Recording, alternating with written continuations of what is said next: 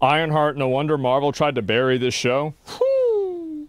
Ooh, man. Remember back in school when you had to do some class presentation, only when it got to the day and the other kids started doing theirs, you realised you'd totally misunderstood the assignment and done something completely wrong, so your only option was to hide at the back of the class and just hope against hope that the teacher would forget about you and let you off the hook. Yeah. Well, that's basically Ironheart for you, a TV show commissioned 5 years ago when the whole let's swap out beloved legacy characters for diverse new alternatives craze was at its obnoxious peak in the MCU, based around a particularly unpopular comic book character from arguably the least successful era of Marvel Comics ever, who did nothing but ride the coattails of her far more popular male predecessor, only with none of his charm, likability, flaws, or character development. It was a show that was basically outdated and obsolete before it was even released. Well, nobody even liked it to begin with, then.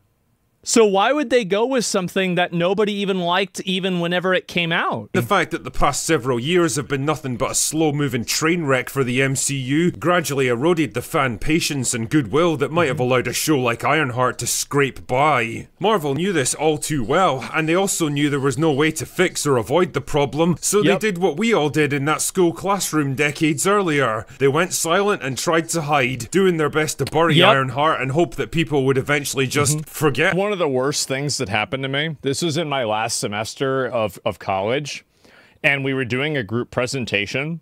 Obviously, you know, it was me doing the group presentation. I was soloing the entire thing because nobody did anything.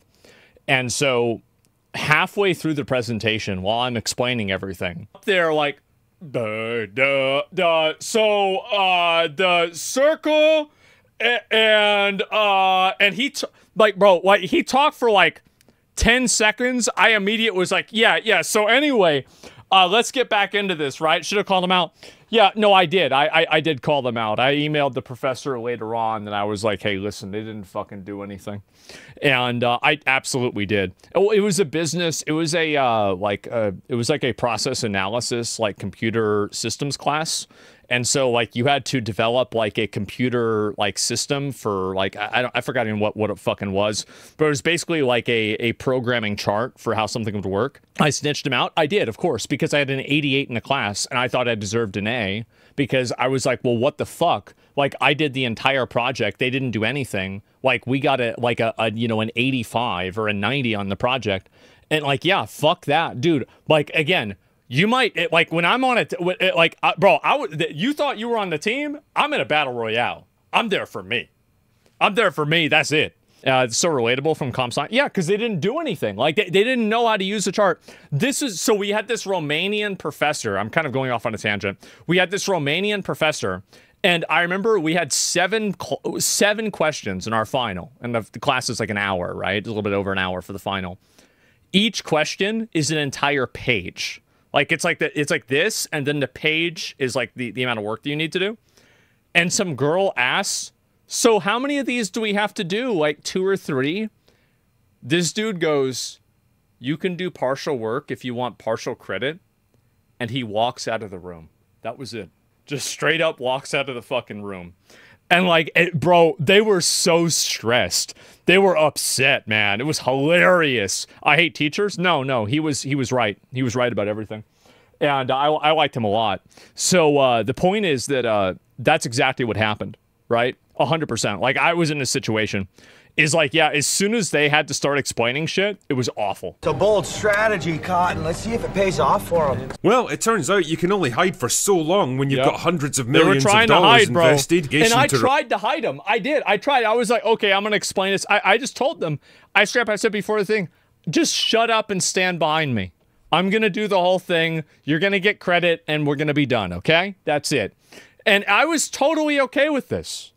But he wasn't. So, over the past couple of days, the creaky old Marvel PR machine reluctantly rumbled into action once more, desperately trying to drum up some kind of enthusiasm around the show with barely a month to go before it releases. And today, we got the first official trailer. Are you ready? I'm not sure I am.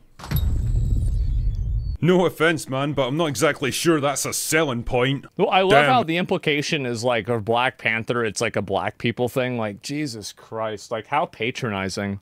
Like, am I the only person that feels that way? Like, that seems so patronizing to me. Man, she looks about as excited as I feel. In less than 3 minutes, the air in this elevator will no longer be breathable. Must have been taco night, I guess. It's okay though, Riri's got a highly technical solution. Screw this. Fuck. I heard Riri Williams was a genius. Aye, it takes a real genius to force an elevator door open. Yeah. I see you. I see you're fed up, waiting to be acknowledged for your greatness. Pull your tongue out of my arsehole, Gary. Dogs do that. You're not a dog, are you, Gary? Oh, I want to Jesus. build something undeniable. Something Important?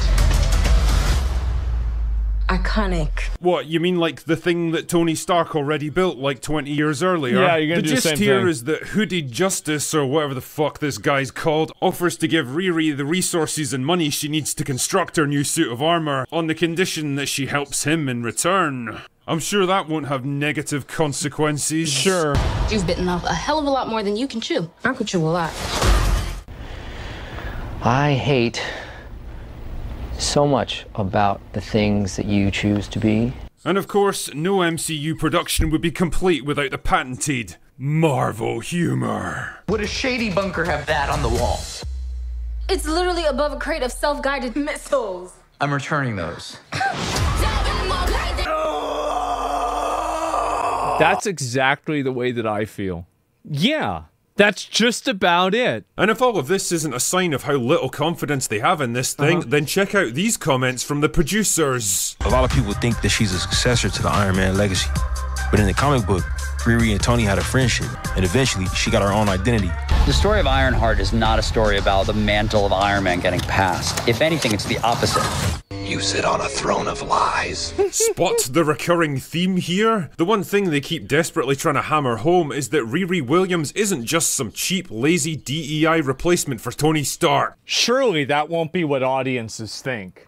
Surely the audiences won't just think that. She's her own woman with her own personality, and definitely someone you should be excited to see on screen. Yeah. I don't think that's true. Now, call me a crazy drunkard if you like, many people have, but Marvel might have avoided accusations like this if her entire character and backstory wasn't an insecure attempt to one-up Tony Stark in every possible way. Of course. Instead of a rich but deeply flawed playboy with a talent for engineering developed over decades of research who constructs an armored suit out of sheer necessity to help him escape from captivity, Riri is a genius teenage tech protege who probably taught herself how to build quantum mega computers out of Play-Doh and old Nintendo consoles when she was still just a fetus. Truly, if there's one thing the MCU needs more of, it's obnoxious teenage girls that are inexplicably amazing at technology. Why didn't you just reprogram the synapses to work collectively? Because we didn't think of it? I'm sure you did your best. God damn, is that bitch on the rag or what? Even Dominique Thorne, the actress playing Riri Williams, really wanted to cement the idea that this wasn't some lame attempt to exploit the legacy of Iron Man. Can we just say that if you have to go on a press tour to talk about how this movie isn't the same as another movie, that, I mean, like, I feel like that's pretty bad, right? I mean, if you need to do that. Yeah, who needs to do that? Why would you need to do that? According to her Trust Me Bro source, Robert Downey Jr. himself even descended from the heavens to this mortal plane to give her his blessing. As if that counts for anything, he's a fucking actor, not the God Emperor of the MCU. I think this is the dumbest thing, by the way, of having him play Doctor Doom. I think it is so stupid. You already have had a role in the universe. I think it's so weird, man. It's so dumb. It's a really bad idea. I don't get it, man. He was already Iron Man. Anyway, yeah. Robert Downey Jr. and I spoke after we wrapped, and he shared some very lovely words about my journey. That's nice. Come on! Your journey? You've literally been in one movie at this point. A movie so forgettable that most people can't even remember you were in it. That's not a journey, that's a weekend staycation in Grimsby. He told me how excited he was and that he's rooting for it too. I mean, like, realistically, I'm sure he wants the movie to do well. I mean, yeah, of course he does. He's not like this evil guy. Like, duh. Like, sure, of course he does. This doesn't mean a whole lot, though, right? Does it? It's really reassuring to know that you're not embarrassing Iron Man. She also couldn't help adding that Riri is just so much better and smarter and more resourceful than Tony ever was, because of course she is. She's dumpster diving, whereas Tony Stark was this bajillionaire. What she's able to accomplish is remarkable. Right. Oh, really? Tony Stark was. Nope, I'm not doing it. I'm not replaying that same fucking clip that everyone's using to respond to this, but you do get the point here. Tony's wealth and resources counted for absolutely nothing when he was imprisoned in that cave in Afghanistan. In fact, I'd argue that he had even less resources to work with than Riri, because she had all the time in the world to design and refine her suit, whereas he was forced to cobble his together against the clock, with armed terrorists watching his every move. But hey, why let facts and reality get in the way when there's a narrative that needs spinning? This movie is going to be the next Snow White. I've got a feeling like it's going to be the next one that comes out that everybody hates. People are massively shitting on them. And it's a TV show. Oh, sorry, it's a TV show. Let me think. Is there a TV show that's been a huge failure recently? Can I have... I forgot it was a TV show.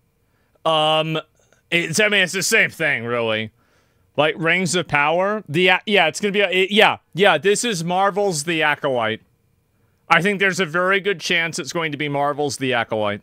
In it, Marvel have completely lost control of the narrative around this show, and people can now see it for exactly what it is. A cheap, lazy, and pandering attempt to exploit the legacy and coolness of one of the MCU's most popular characters, born from the hubris of a different era when Marvel believed they could do no wrong, and reluctantly sharted out half a decade later into a time when they seemingly can't do anything right. No, they can't. A show that even the creators seem embarrassed and afraid to release, and if the trailer's anything to go by, they probably should be. Anyway, that's all I've got for today. Fucking go away now. The funny thing about this, too, is that as soon as this happens, I think that more and more people are going to just, like, massively shit on this. And it will become, like, this is the problem with, like, media now. And do you think a more flattering suit would have helped? No, I actually don't even think that this is a black female protagonist problem. I think that if they were using... Like, maybe if they had, like, for example, I don't know, like, I forgot what his name was, the new Spider-Man guy. Like, if they had him, like, kind of taking on Tony Stark's role after kind of what happened in Endgame. Like, yeah, Tom Holland, yeah, if they had him taking on that role, I think it would be more popular, definitely. But I still don't think it would be, like, massively popular because I just think that the story has been played out, right? It's just been played out and people have seen it and they're looking for something new, right? Miles Morales is better. Well, I don't know. I haven't paid attention to Spider-Man, right? But I'm just saying, like, that would be probably... And the reason why also is that, you know, the actress, and this is one of the big reasons, too, is that, like, actors and actresses play a really big role in whether people are going to watch a movie or not. And so if you take an unknown actress comparatively, like with this woman here, and then you compare her with Tom Holland or Robert Downey Jr., you're really going to have a huge problem. Like, for example, you know, Chris Hemsworth was well known before of Thor. Robert Downey Jr. was well known before Iron Man.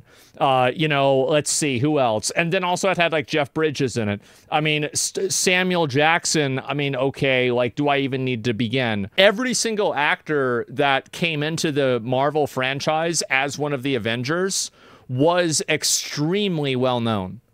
Right? I mean, they were not all A-list actors, but they were all either A-list or very close to it. And so, yeah, that's what I would say. And was Chris Evans, though? Chris Evans was... I think that he was probably maybe one of the riskiest picks, but he had already been, you know, the fucking... He wasn't Mr. Fantastic. He was the living torch or whatever, the Human Torch, in the Fantastic Four, right? And so he had already been, like, a supporting character in a superhero movie beforehand, right? So it was a pretty safe decision for them to go with him because they had already seen him before. Rom-com actor? Yeah, well, I mean, to be fair, so was Matthew McConaughey. But, like, the fact is that every actor in that cast was extremely fucking good, right? They were extremely good actors, and they were all well known. And then you compare it to this girl who was in, you know, Black Panther 2, Wakanda Forever. And a lot of people apparently didn't really like that movie, or at least they thought it was a big downgrade from the first one. And so, yeah, you're going to have a really bad time. And I think this is an element of it that isn't considered a whole lot. And it's kind of like a good example is like using like I think that something like, I mean, recasting is always bad, but it's especially bad whenever you're taking a really well-known actor and then replacing them with somebody who, you know, audiences might think is like not as good, like what's happening with The Witcher, for example. And I think that's also like, I mean, like Johnny Depp, like Mads Mikkelsen is like really popular, and I think everybody likes him, but Johnny Depp is definitely way more famous than he is, right? I mean, like, let's be honest, right? Johnny Depp has been a household name for fucking 30, 40 years. And so if you bring in somebody who isn't as well known, it's going to affect the popularity of the movie. It will. And I think that's the big problem that a lot of these studios don't understand, is that if you don't have a person that is either like a perfect, insanely good fit for the character, like a really good example of good casting is, what's his name? Christoph Waltz, who was casted by Quentin Tarantino. And the first movie, one of the first movies he was ever in, because he was in German cinema, is that he was cast as, what do you call it? As Hans Landa, right? In Inglourious Bastards. And it was so good that it made him like a fucking, like immediate, instantaneous A-list actor, right? Instantly. And also he followed it up with really good roles too. Having important actors and well-known actors makes a huge difference. And the actors that are in the show definitely increase the hype for the show. Because the truth is, the only time that I ever heard about the new Marvel movies with Doctor Doom was about Robert Downey Jr. So you can complain and get mad about it all you want, that like, oh, you're replacing the guy. And I can complain about it even. But the fact is, the only reason that we're talking about it is because he was the one that got cast. That's it.